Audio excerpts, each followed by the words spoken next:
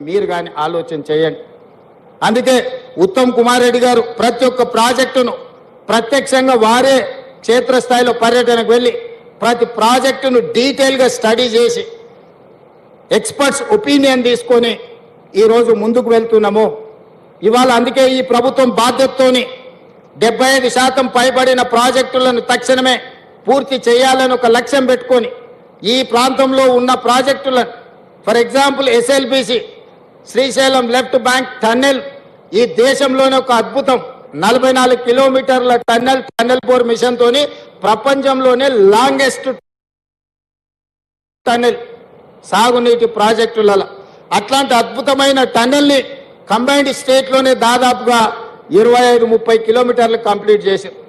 ఈ ప్రభుత్వం 10 సంవత్సరాలైనా 10 కిలోమీటర్ల టన్నెల్ తవ్వకపోవడం వల్ల మళ్ళీ ఉత్తమ్ కుమార్ రెడ్డి గారు ముఖ్యమంత్రిగా బాధ్యతలు చేపట్టినాకనే ఎస్ఎల్బిసిలో టన్నెల్ని మనం కదిలిస్తే 10 ఏళ్ల నుంచి కదలకుండా టన్నెల్ బోర్ మిషన్లు ఉండడంతో దాంట్లో నీరు బురద చేరుకొని ఒక్కసారిగా ప్రాజెక్ట్ కదలడంతో కుప్పగూలిపోయి 8 మందిని ఈరోజు బలి తీసుకునే పరిస్థితి వచ్చింది.